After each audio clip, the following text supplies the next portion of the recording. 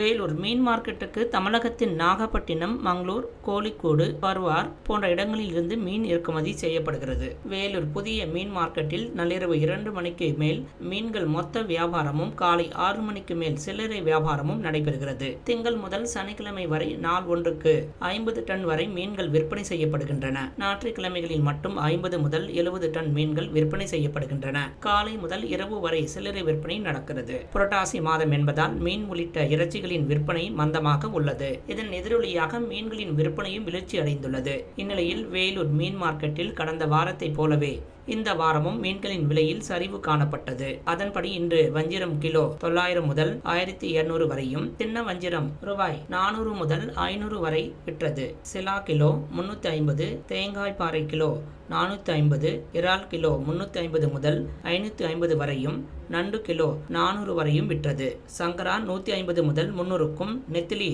200க்கும், கட்லா ரூபாய் 120க்கும், மத்தி ரூபாய் 120க்கும், மத்தி 140க்கும், வவ்வால் 450க்கும், டெம்பவால் 150க்கும், ஐலா 180க்கும் விற்பனை செய்யப்பட்டது.